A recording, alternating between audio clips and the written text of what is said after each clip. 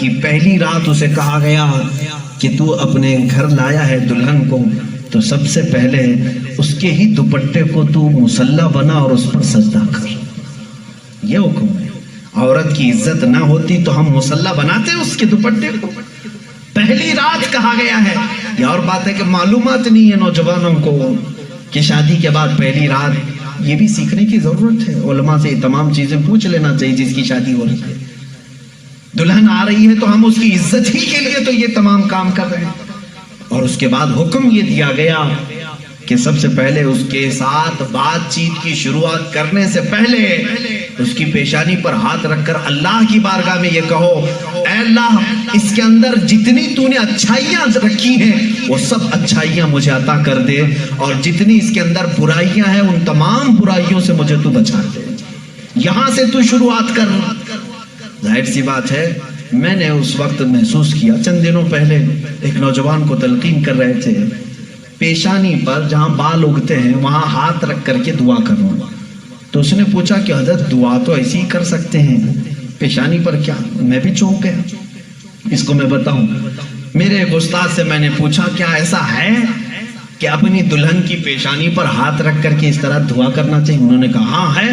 دعا تو کیسے بھی کریں ہاتھ نہ رکھیں اور ہاتھ چھوڑیں ہاتھ اٹھائیں سب دعا اللہ سنتا ہے لیکن اس لیے پیشانی پر رکھ کر کے دعا کرنے کے لیے کہا گیا کہ وہ آج اپنے والدین کو چھوڑ کر کے آئی ہے اس کے وسیلے سے اللہ جلدی دعا قبول کرے.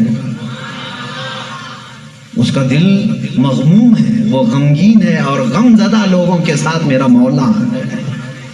وہ اپنے والدین کو چھوڑ کر کے تیرے گھر آئی ہے وہ مغموم ہے بہت غم زدہ ہے. آج اس کی پیشانی پر ہاتھ رکھ کر کے دعا کرو. میرا اسی دن یہ ذہن سمجھ گیا کہ اسلام نے عورت کو وہ مقام دیا ہے وہ عزت دی ہے.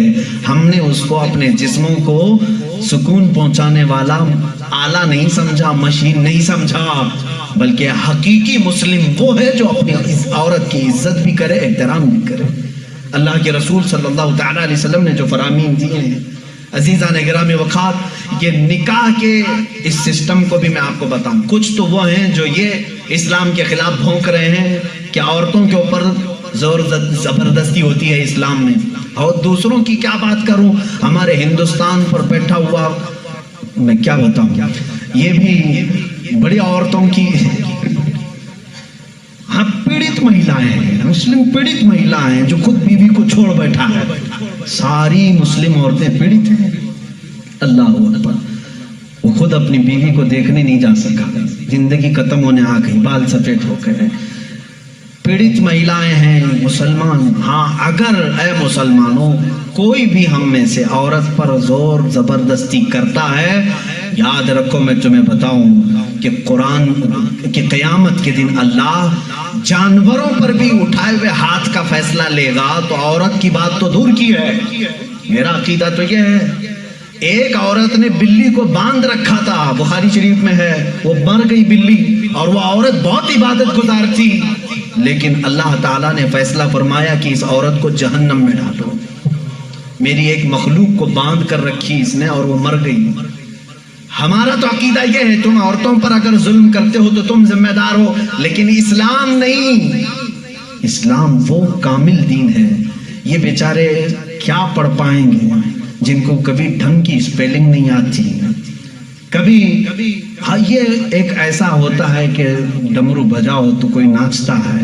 اسی طرح سے کچھ لوگ پیچھے سے کچھ لکھ کر کے دیں کچھ بیان کرنے کے لیے تو کچھ لوگ کہہ جاتے ہیں ان کو خود نالج نہیں ہوتی.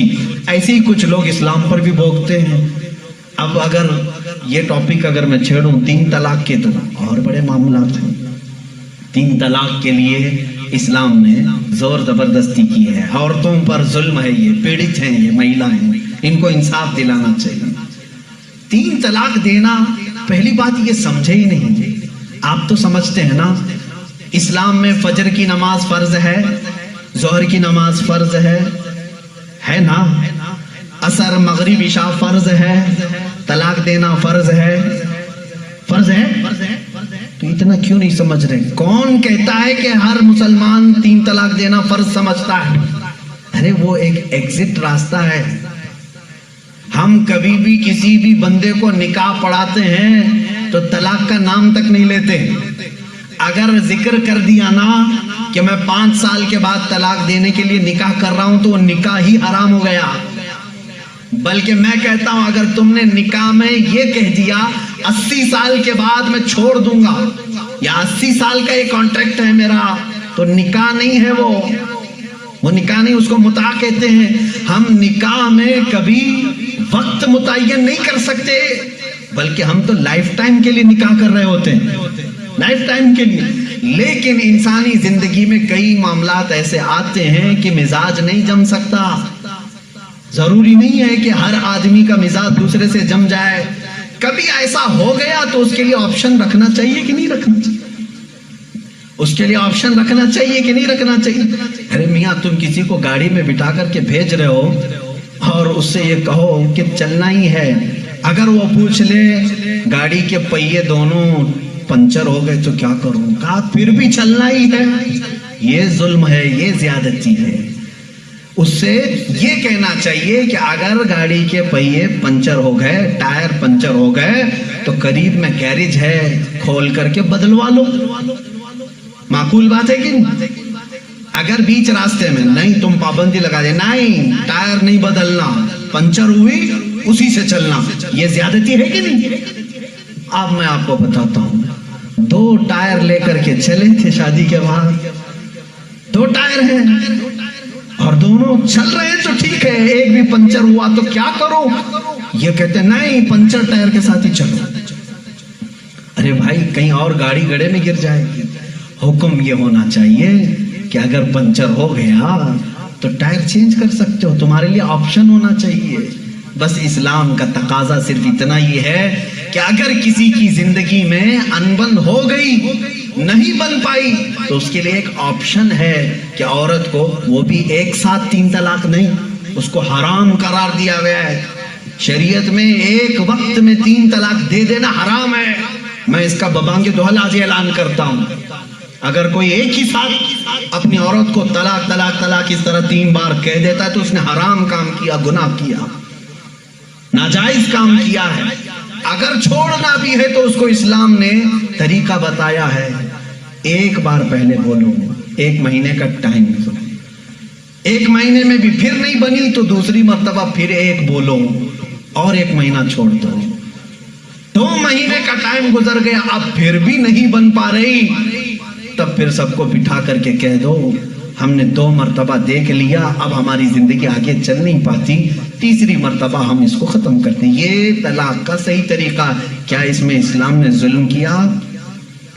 اسلام نے اس میں ظلم کیا.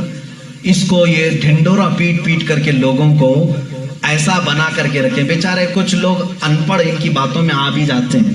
ارے ہمارا ہندوستان تو ایسا ہے کہ باہر کوئی بھی ڈمرو بجائے اس کے ارد گرد تو لوگ کھڑے ہو ہی جاتے ہیں. کوئی بھی گلی کوچے میں بھی آ کر کے ڈھول بجاتا ہے تو کتنا مجمع جمع ہوتا ہے. پارلیمنٹ میں بیٹھ کر کے اگر بجائے تو کیوں نہیں سنیں گے لوگ, سنیں گے لوگ. ہماری پبلک ہے, بہت میچور پبلک ہے.